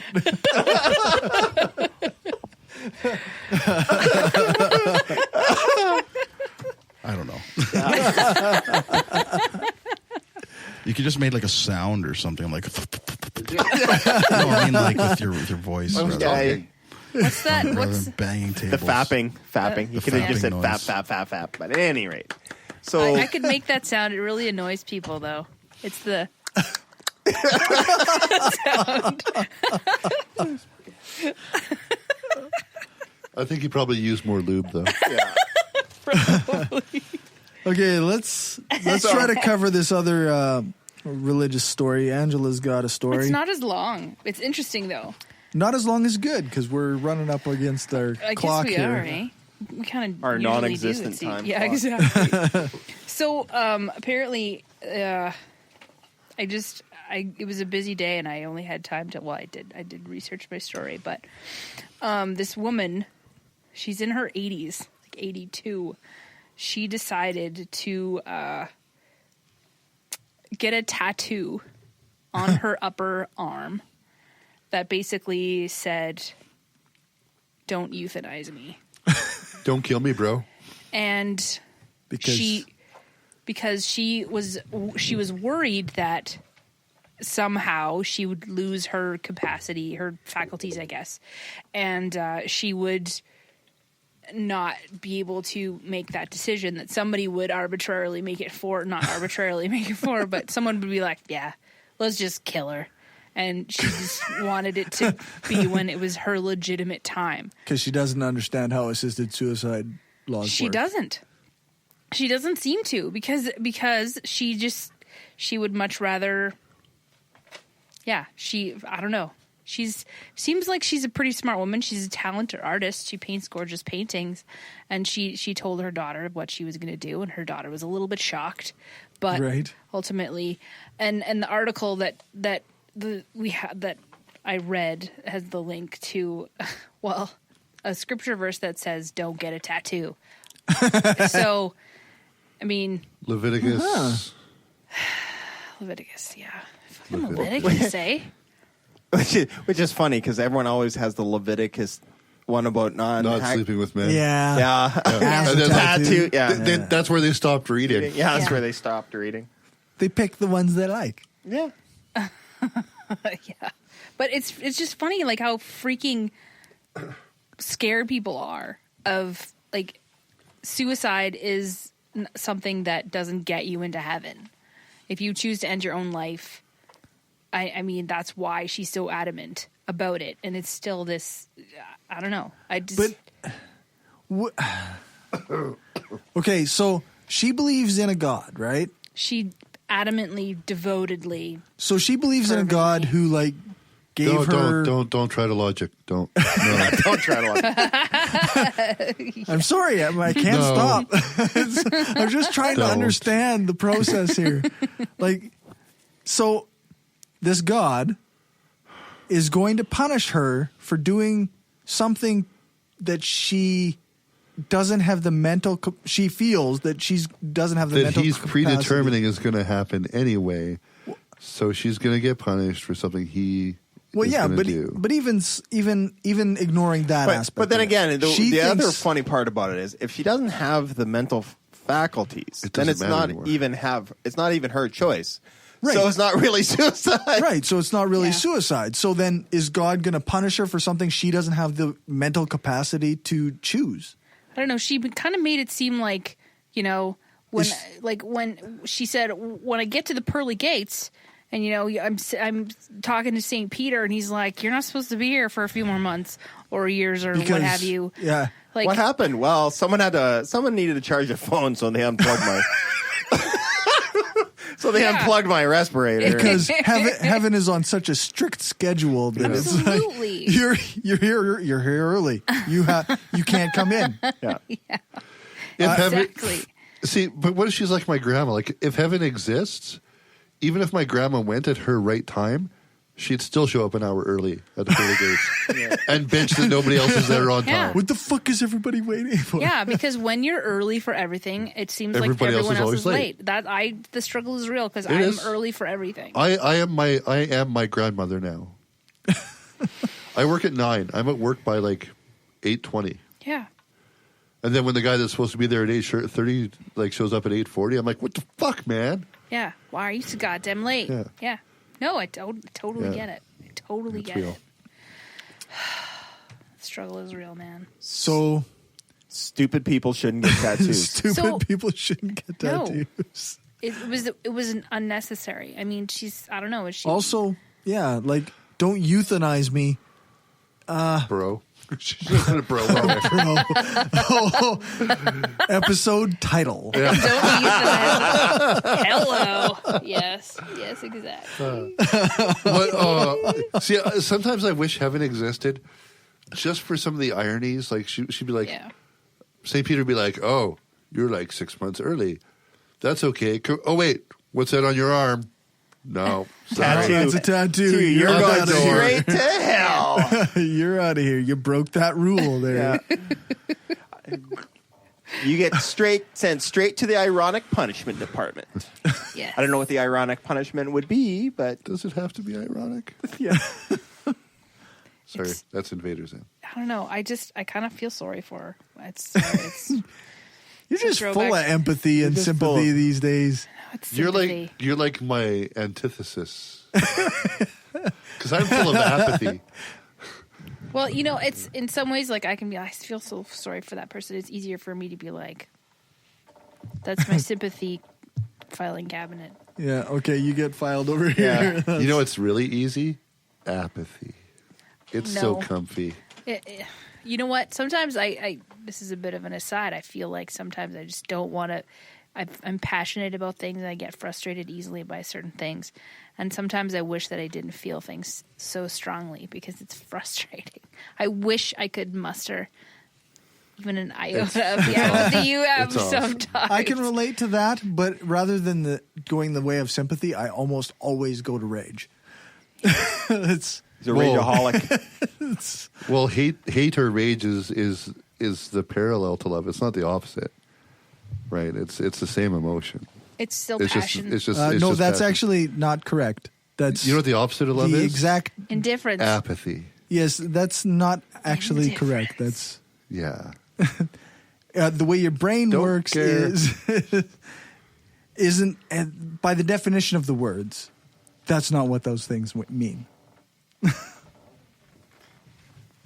By the way they work, it is though. We need a social scientist or something. To help us out. Any emotion that's really super passionate is related to any other super passionate emotion. Emotions are emotions. I'm not a linguist. I'm just... So the opposite. Right, not a linguist. Dang it. Rage. Plus, culturally, there's different ways to express those emotions. Yeah, that gets into a different territory. I still say fuck you to people I love. Yeah, that's fine. But often the tone is different. You love us. Often the tone is different. Yes. My apathy actually gives off endorphins and serotonin. I love not giving a shit. Not giving a shit. I feel great about not giving a shit. I feel nothing. That's like heroin. Oh yeah, there it is. There it is. But it is. That's exactly. Not caring feels so good. Okay, this is where we're going to break. It's really hard to explain. For live listeners and patrons, you can enjoy the next few minutes, and we'll be back. For regular feed subscribers, this is where we'll end the Skeptic Studio. I hope you enjoyed it. Remember to subscribe on iTunes, Google Play, or some other podcatcher. And check out the show notes at theskepticstudio.com. And please don't judge us based on just listening to us once. That's right. Give us 2 or 3 listens and then throw the... What we should do is we should actually get a list of all the episodes I'm not in and then invite people to listen to those. It's getting an increasingly small percentage. So every time I show up, it would, yes. Yes. That's why I didn't say number. I said percentage. Anyway, we'll have the Shift to Reason radio for you next week. If you can't wait for that, then listen live at Spreaker.com/show/brainstorm-podcast. Or go become a patron at patreon.com/brainstormpodcast. The music break this week is Ghostbusters, the theme by Frog Leap Studios. No Rabbit in the Hat by Wednesday 13. And Living Dead Girl by Rob Zombie. And check out Frog Leap Studios. You almost needed some typo negative as well. Almost, next week. Yeah. We'll get some Black Number 1 next week. That's a really long song. It's a good song. We'll see. It's a pee break song. Yeah, it really is. Listener feedback. We have a new patron, though this episode may not keep it. Janet, thank you very much for becoming a patron. As far as iTunes reviews, we have no new ones, but I found out who Atheist Mom is. It's Gayleen. Oh, Gayleen, yeah. From the Saskatoon group. Thank you very much for the positive review. We really appreciate it. Other than that, there were no new reviews. On Twitter, Randy Lamonda thought that the chat about multi-level marketing and pyramid schemes was quite good and posed the question, are churches and religion the biggest of these? Yes. Yes. 100%. They're selling a bullshit product at exorbitant prices. And the power always goes up to the top. Yes. I think particularly the Catholic Church demonstrates pyramid schemes pretty well. I don't know. I always thought... The Vatican does. Yeah. It's the richest country. I always thought in the world Jehovah's for Witnesses were a pretty good pyramid scheme. Yeah. Jehovah's, they're constantly trying to market well, that is because there's only X amount of people are allowed into heaven. No, but that's just the government.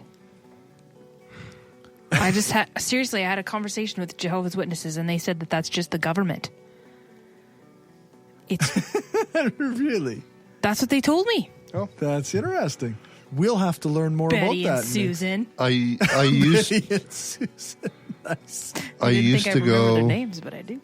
I used to go to hall meetings because I had a girlfriend that was a JW. Mm-hmm. In fact, she listens to the show regularly. Oh. And who didn't you date? Me. Grandma.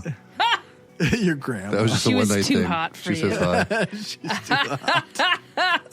Marry you, doggy. Okay, we got a couple listener emails. Bark's pretty good. William Breen said, so he has because we made a crack about the Apple laptop crashing. Oh, yeah. Yes. He said he bought an Apple laptop in 2005 and it still works fine. Email, presentations, documents, surfing the web. He might have to purchase a new one next year because the OS is discontinued. But show me a Microsoft-powered PC that is still going strong after 11 years. Touche. Oh. Touche, everyone. Mac users. He says, so there. Very proud. He says, keep up the good work and stop interrupting the goddamn guests. Gumby. He didn't add Gumby, I did. That was me. Obviously, he doesn't listen. He's just started listening, and it's our shtick. And I'm not the only one that interrupts. No, that's true. We got an Good. email. I didn't know if that was true or not. I was hoping. No, that's true. We all kind of interrupt on time. I do it just often. Gumby does it the most. Yeah. We got an email from Karen I'm gonna Garst. check metrics on that. Letting us no, know I'm interrupting Corey on purpose. about her new book, Women Beyond Belief, Discovering Life Without Religion. It's a book of essays from 22 women from different backgrounds who tell their stories about leaving religion. I follow her on Facebook. She's interested in being a guest on the show. Sweet. I will contact her as soon as possible to set that up. We're booking into February of next year already for our guests, so until we can get her on, I will throw the links in this show's episode notes. She's got a blog, faithlessfeminist.com, and her social media as well will be Faithless Feminist on Facebook, and I'll provide a link to the Twitter. I don't have it on my notes here. I'll get you a link to her book if I can. Hopefully it's on Amazon.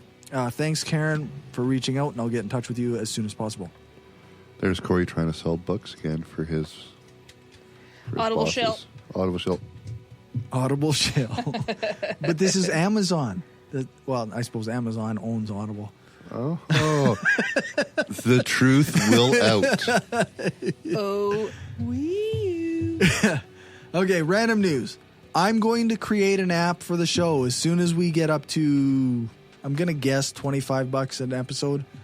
I'm kind of at my spending limit on this show right now. Like I every extra penny that I have goes to this show. So between live hosting, normal hosting, the website, studio costs, and if we get more patrons, a few more patrons, then I'll use some of my other money to create the app and pay for all the fees for that. On the website, we have a demographic survey. There's a link at the top with all our website sections, or you can just type it in yourself. It's survey.libsyn.com/brainstormpodcast. That lets people know, lets us know how many people and what demographics they belong to that are listening.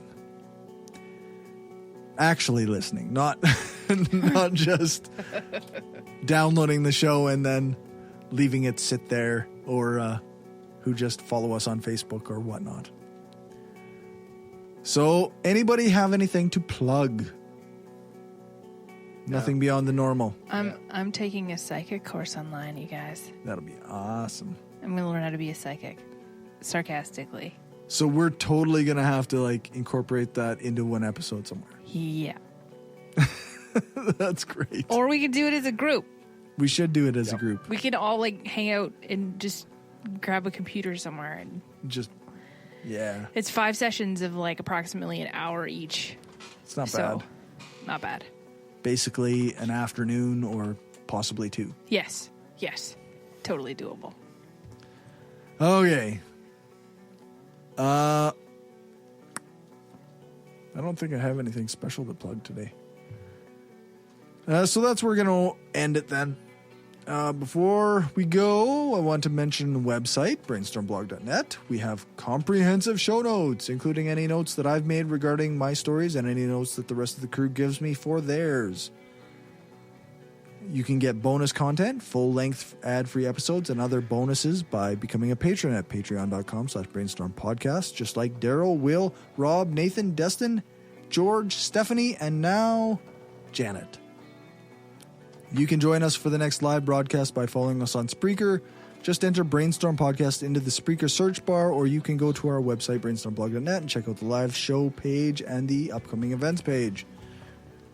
Remember to rate us and write a review on iTunes or Stitcher, and hit that subscribe button. If you leave a review, then let us know, and remember to tell us where you're from so we know which store to look into. Thanks, Dave, for intro music. Thanks to Alex Kappa-Murdoch for doing the voiceover for the intro and some of our ads. And thanks to Jason Camo for our outro music. You can find his stuff at aloststateofmind.com. All music played is either with permission or under the SOCAN license to play. For more information on SOCAN, you can check out the music license info on our website. T-shirts, mugs, and other cool shit is available at cafepress.ca/brainstormpodcastgear. And we love to hear from our listeners, especially if they insult Gumby. So shoot us an email at mail@brainstormblog.net, or go to our website and hit that contact page. If you have a podcast website or want a shout out or a promo to play, let us know. Thanks for listening, and we'll see you in a couple weeks when we are joined by Chris, aka X, from the Utah Outcasts podcast. Also, I'm pretty sure the Canadian government still uses 1980s pieces. Could be.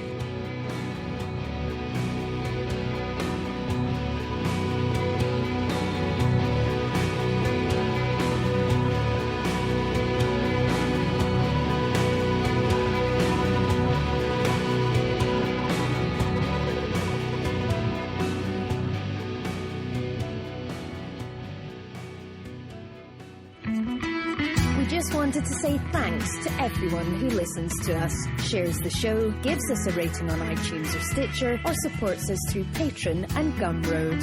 We don't have a lot of interaction sometimes with our listeners, but what we have had proves that we attract some of the best people around. Smart, kind, and cool. An audience truly worthy of the titles hardcore and woo-free. Thanks for helping us make the world a smarter place.